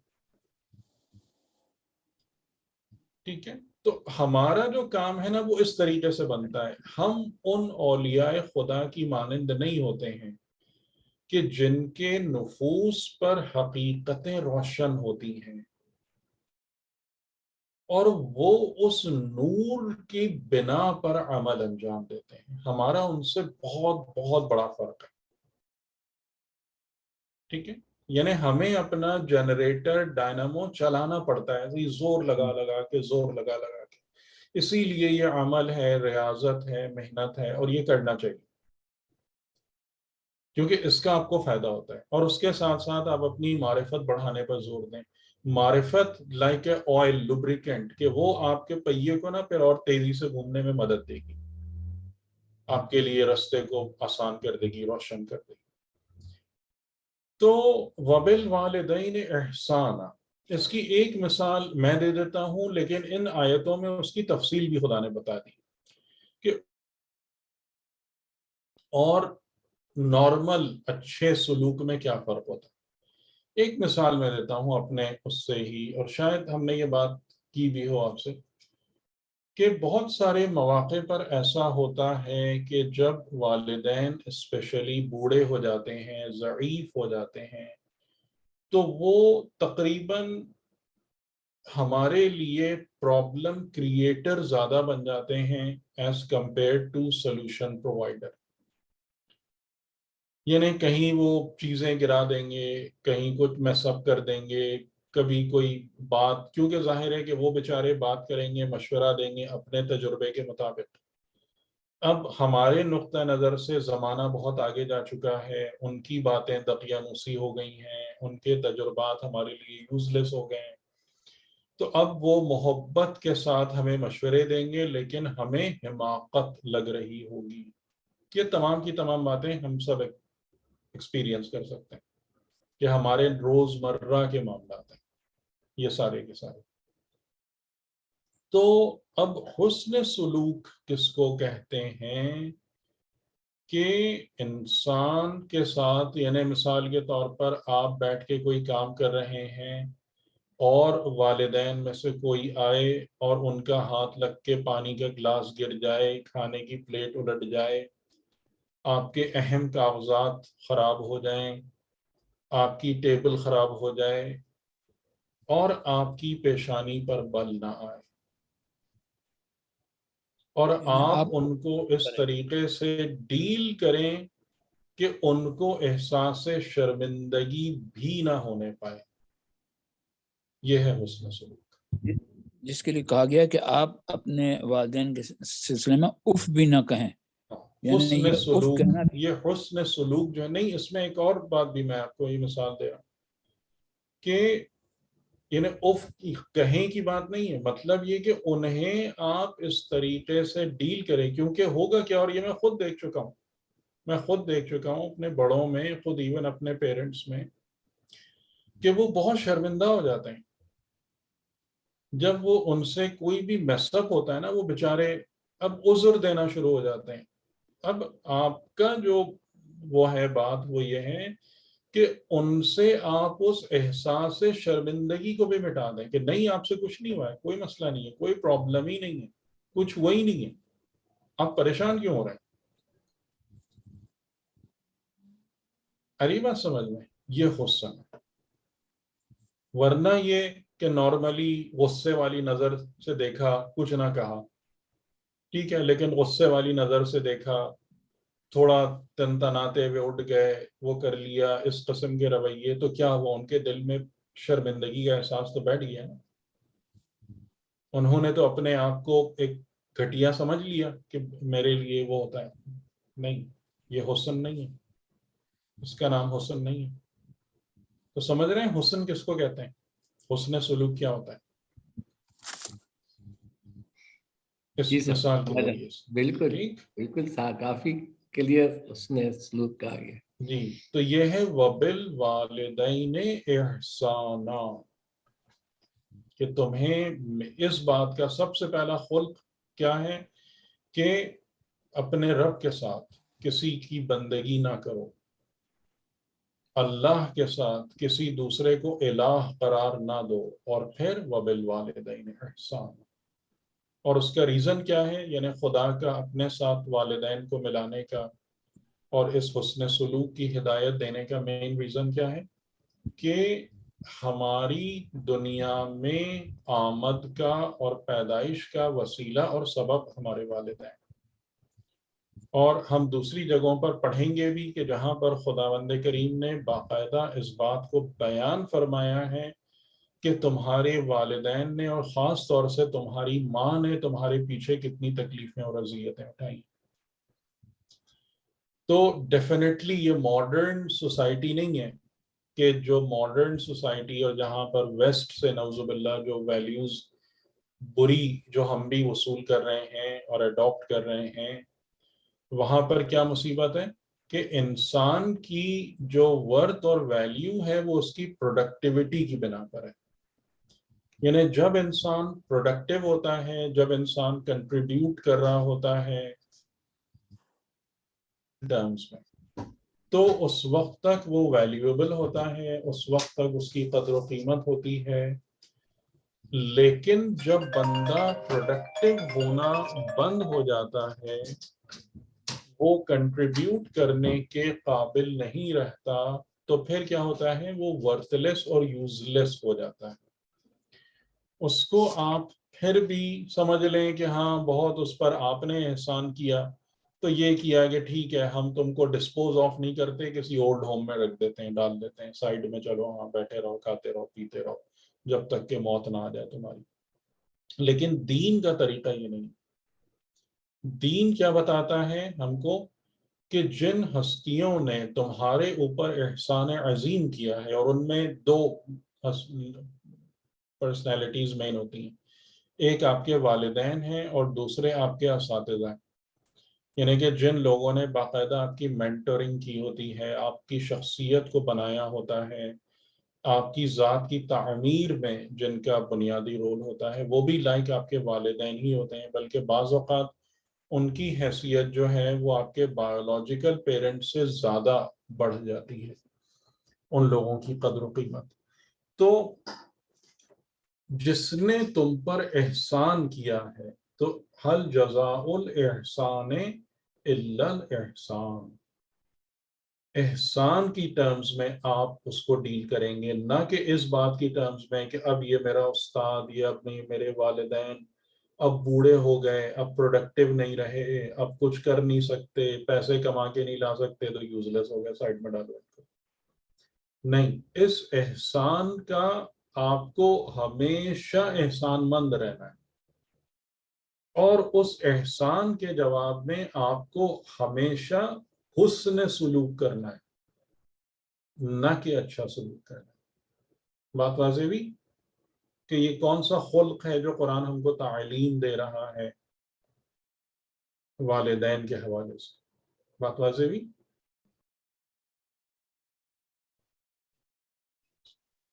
جی سر، واضح ہو گئی۔ جی سر، کلیئر ہو رہی ہے۔ تو میں آج گفتگو یہاں پہ روکتا ہوں، انشاءاللہ اس کے بعد پھر اس کو آگے لے کے چلیں گے۔ آپ لوگ اگر اس میں کوئی بات پوچھنا چاہتے ہیں تو بسم اللہ۔ اچھا، مجھے کچھ پوچھنا تھا، جی وہ یہ کہ یہ اس آیت میں جہاں قضا استعمال ہوا ہے، تو قضا بعض اوقات یہ بھی کہا جاتا ہے نا کہ کچھ عمل ایسے ہیں جس کے ذریعے سے قضا یعنی کہ آپ کی عمر بھی بڑھ سکتی ہے، اور بعض عمل ایسے ہیں جس سے کم ہو سکتی ہے۔ اس کو ایکسپلین کر دیں کہ یہ کس قسم کی قضا ہے؟ نہیں، کس قسم نہیں، قضا کا مطلب ہوتا ہے ایک حتمی فیصلہ، حتمی فیصلہ، یعنی ایک ایسا سیٹ اپ یا ایک ایسا ڈیسیشن جس میں کسی قسم کی بھی آلٹریشن یا ماڈیفیکیشن کی گنجائش نہیں ہوتی، اس کو کہتے ہیں قضا۔ ہاں، لیکن ہمیں کہا جاتا ہے نا کہ آپ اگر یہ عمل کرتے ہیں، نہیں، وہ تو آپ ایک وہ میٹافر یوز کر رہے ہیں، یعنی کہ کیونکہ موت کا حکم قضائی ہے تو آپ موت کو ایکویٹ کر رہے ہیں قضا سے۔ ہاں، موت کو قضا سے ایکویٹ کر رہا ہوں، اسی تو وجہ وہ سے کہ غلط بعض ہے نا۔ وہ غلط. موت تو کنفرم ہے, ٹائم کی آگے پیچھے ہو جاتا ہے. نہیں, میرے کہنے کا مطلب یہ ہے کہ آپ جو وہ بات کہہ رہے ہیں نا قضا, تو قضا نہ کہیے, وہاں موت کہیے. ہاں تو موت کا ٹائم کے لیے جو ہے نا وہ جو ایکچوئل ٹائم دیا گیا وہ تو ٹھیک بظاہر نظر آتا ہے, لیکن پھر یہ کیوں کہا جاتا ہے کہ کچھ آپ کے عمل ایسے ہیں جو آپ کی عمر کو بڑھا دیتے ہیں, کچھ عمل ایسے ہیں جو آپ کی عمر کو کم کر دیتے ہیں؟ جی, اس لیے کہ جو خدا کے جو سسٹمز ہیں وہ دو قسم کے سسٹمز ہیں, ایک مقدرات ہیں اور ایک قضا ہے. جو مقدرات ہیں ان میں محض و اثبات پاسبل ہے, وہاں پر بندے کے لیے گنجائش ہے کہ اس کی اعمال کی بنا پر یا آپ کی چوائسز کی بنا پر اس میں تبدیلی واقع ہو سکتی ہے, اور اسی وجہ سے ہم بااختیار ہیں, ورنہ ہم کمپلیٹلی مجبور ہوتے. لیکن جو قضا والا نظام ہے اس میں یہ چیزیں پاسبل نہیں. یعنی یہ ممکن ہے کہ آپ اگر صحت کے اصولوں کا خیال رکھیں گے, اچھی غذا کھائیں گے, صاف ہوا میں سانس لیں گے, آپ کی عمر بڑھے گی, ٹھیک ہے, یہ ایک تقدیر ہے. اگر اس کا الٹا کریں گے عمر کم, لیکن اس کا مطلب یہ نہیں ہے کہ موت ہی نہیں آئے گی, کیونکہ موت قضا ہے, موت قضا ہے. یعنی تم کچھ بھی کر لو, قضا اس طرح سے فکس ہے کہ اس کی ایک ڈیٹ بھی فکس ہے, ٹائم بھی فکس ہے. یہ علم خدا میں ہوگا یا اس لوح میں یقیناً ہوگا, کیونکہ علم خدا میں یہ بات اپنی جگہ پر موجود ہے کہ کون سا انسان اپنے اختیار سے کس وقت کیا کرے گا اور اس کا کیا نتیجہ برآمد ہوگا. ٹھیک ہے, یعنی کہ جو ٹائم کی جب آپ بات کرتے ہیں نا, تو ٹائم ہم لوگوں کی نظر میں تو ٹائم گھنٹہ اور دن ہے. صحیح ہے, ضروری نہیں کہ خدا کا ٹائم یہی ہو, یا خدا کے لیے جو چیزیں ہیں وہ ایسی ہی ہیں. یعنی جیسے میں مثال کے طور پر آپ سے ایک بات کہوں کہ میں اگر آپ کو تحفے میں ایک گھڑی دوں بہت قیمتی, اور میں آپ سے یہ بات کہوں کہ جب تک آپ چاہیں گے, ایک مثال کے طور پر, ابھی اس کو قدر و قضا سے نہ ملائیے گا, کہ جب تک آپ چاہیں گے یہ آپ کی خدمت کرتی رہے گی, یہ چیز آپ کے لیے کارآمد رہے گی. اب آپ کو سمجھ میں نہیں آئے گا کہ یہ مطلب کیا ہوا اس بات کا. آپ چاہیں گے بھئی یہ چیز بنی ہے, اس کا ایک لائف ہوتی ہے, ہر چیز کی, ہر کمپوننٹ کی لائف کے فلاں فلاں, آپ اس ٹرمز میں بات سوچ رہے ہیں. لیکن کیا ہے کہ آپ ایک بہترین قسم کی واچ ہے, اس کو جا کے پانی میں ڈال دیں, تیل میں ڈال دیں, گرا دیں, ہتھوڑی مار دیں, ایک دن میں ختم ہو جائے گی. ٹھیک, آپ اس کو حفاظت سے رکھیں, اس کو صحیح سے اس کی دیکھ بھال کریں, 20 سال چلے گی.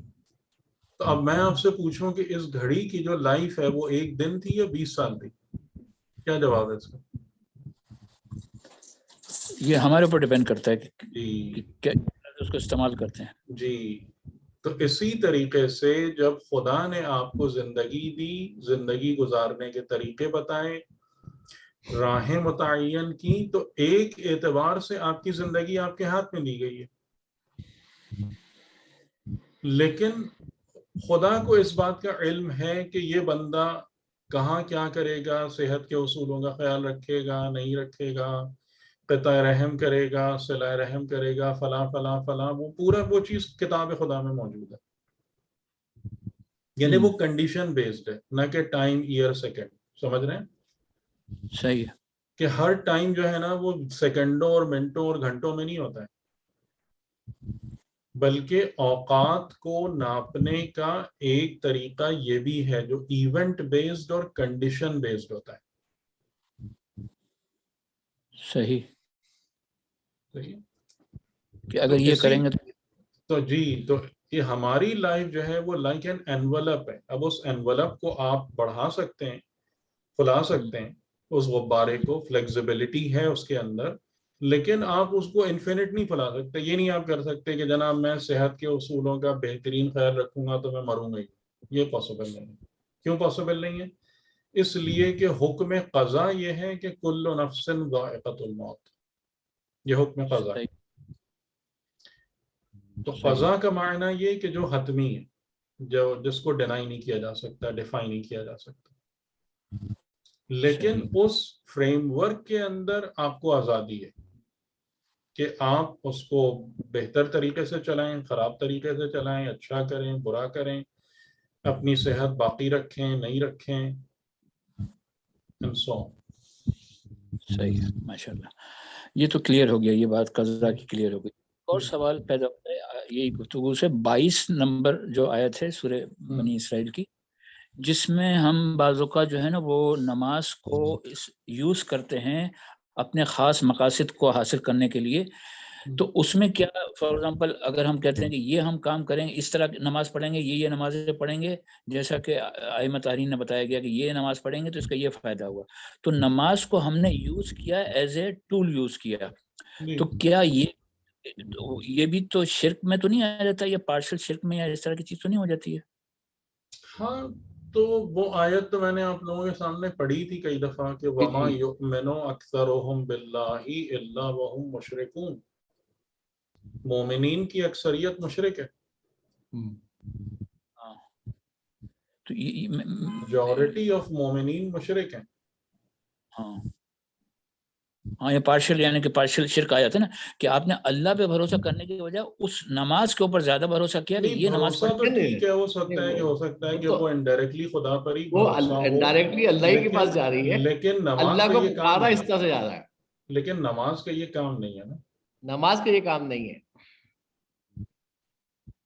تو وہ چیزیں اپنی جگہ موجود ہیں کہ یعنی مطلب کیا ہے کہ آپ 2 رکعت نماز پڑھیں، 2 رکعت نماز پڑھ کر آپ اپنی حاجت کو بیان کریں، لیکن اب یہ کہ آپ کا ایمان یہ ہے کہ آپ کی نماز کی وجہ سے یہ مسئلہ حل ہو رہا ہے، یا یہ کہ خدا ہے جو آپ کے مسئلے کو حل کر رہا ہے، یہ ہے وہی شرک اور توحید کا فرق۔ کیونکہ نماز کے ذریعے سے آپ خدا سے بات کر رہے ہیں، اس لیے کہ نماز خدا کو محبوب ہے، تو جب آپ اپنی حاجت لے کر جاتے ہیں کسی کے پاس تو اس کے محبوب چینل سے جاتے ہیں، صحیح ہے، ٹھیک ہے۔ یا اسی طریقے سے جب آپ اہل بیت علیہ السلام کو وسیلہ بنا رہے ہیں تو کیونکہ اہل بیت خدا کو محبوب ہیں، تو آپ خدا کی بارگاہ میں جب اپنی حاجت پیش کر رہے ہیں تو محبوبیت کے رستے سے پیش کر رہے ہیں۔ لیکن اگر کوئی یہ سمجھ رہا ہے کہ یہ جو چیز جسے میں نے وسیلے کے طور پر اختیار کیا ہے یہی سارا کچھ میرا کام کر رہا ہے، تو وہاں گڑبڑ ہو رہی ہے۔ صحیح، کہ جو اصل توحید ہے وہ توحید یہی ہے نا کہ یہ تو ٹھیک ہے کہ خدا نے کہا کہ اگر میرے پاس آنا ہے، اور یہ ایک اصول بھی ہے دنیا میں بھی کہ آپ اگر کسی کی بھی خدمت میں حاضر ہوتے ہیں تو وہ شکل، صورت، طریقے، انداز اپناتے ہیں جو اس کو اچھے لگتے ہیں۔ صحیح، تو ہم خدا کی بارگاہ میں بھی جائیں گے تو انہی باتوں کو مد نظر رکھ کے جائیں گے، صحیح، لیکن اس کا مطلب یہ تھوڑی ہے کہ جو وسیلہ ہے اس پر ہی ہم کہہ دیں کہ سب کچھ یہی ہو رہا ہے، یہ چیز ہی ہو رہا ہے، یہی کر رہے ہیں، تو وہ پھر وہاں پر پرابلم کریٹ ہونا شروع ہو جاتی ہے۔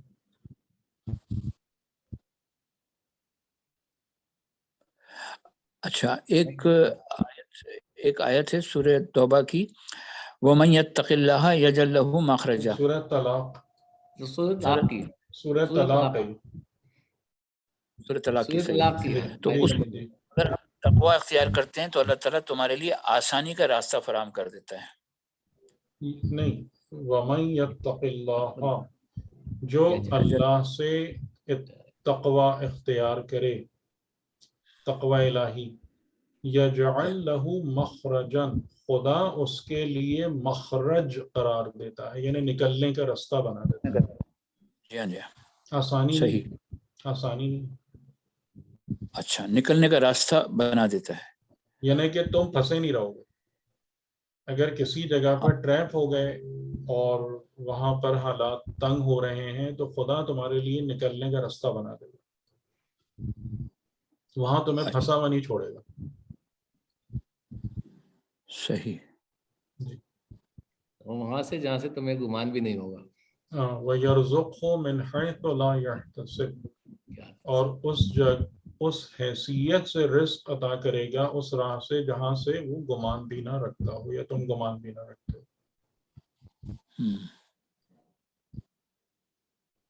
یعنی بعض دفعہ آپ کا دشمن آپ کا سپورٹر بن کے نکال دے گا. ہاں بہت ظاہر ہے، کیونکہ جو ایک بات ہے کہ بہت اچھا جملہ ہے کہ قلوب خدا کے ہاتھ میں. ٹھیک ہے، یہ بڑا بہت بہترین وہ ہے کہ اصل انسان جو ہے، اب آپ سمجھ رہے ہیں نا کہ انسانوں کے تمام چیزیں ان کے خلق پہ ڈیپینڈ کرتی ہیں نا. جی. اور خلق وہی قلوب ہے. قلوب خدا کے ہاتھ میں، جس کو جیسے دل چاہے موڑ دے. یعنی کہ جیسے حضرت موسیٰ علیہ السلام کو فرعون سے بچانے کا اللہ تعالیٰ نے بہت ہی سمپل فارمولا اپلائی کیا تھا، جو قرآن کریم میں موجود ہے. وَأَلْقَيْتَ عَلَيْكَ مَحَبَّةً مِّنِّي، کہ جب تم فرعون کے پاس اور ان کے سامنے گئے تو وہ جو ہر بنی اسرائیل کے بچے کو قتل کر رہے تھے، لڑکے کو، ہم نے طرف سے محبت کو القاء کر دیا. یعنی کیا مطلب ہوا اس کا؟ کہ جو بھی موسیٰ کو دیکھتا تھا اس کے لیے اپنے قلب میں محبت کو محسوس کرتا تھا. چلو قصہ ختم. اب وہ مار نہیں ختم ہو سکتا. گیا ہی نہیں، قصہ ختم ہو گیا نہیں ہو قصہ گیا. ختم ہو گیا.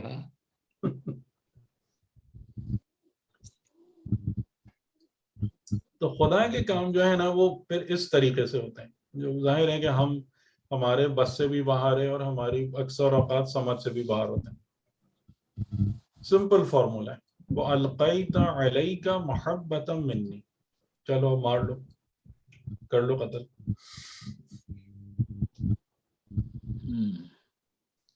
یہ تو اللہ جس کو چاہے جو توفیق دے دے، جو کرنا چاہے کروا دے. ٹھیک ہے، تو اسی لیے جو ہے کہ اگر ذلت و رسوائی سے بچنا ہے تو اس کے ساتھ کسی کو الہ نہ قرار دو، اس کی بندگی کے ساتھ کسی اور کو شریک نہ کرو.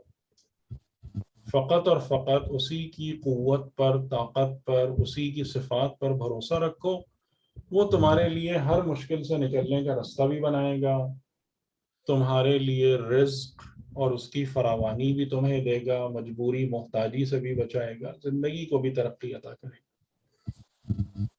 یعنی جیسے امام صادق علیہ السلام کا جملہ ہے نا کہ اپنے امور کو مدبر الامور کے حوالے کر دو.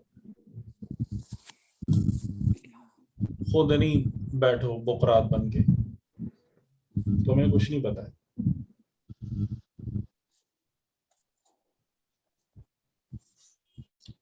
ٹھیک ٹھیک. جی ماشاءاللہ. چلیں اجازت. بہت بہت شکریہ سر. بہت ساری چیزیں کھلنے شروع ہو گئی ہیں، سمجھ آنی شروع ہو گئی ہے. جزاک خدا اللہ. حافظ. خدا حافظ. اللہ حافظ.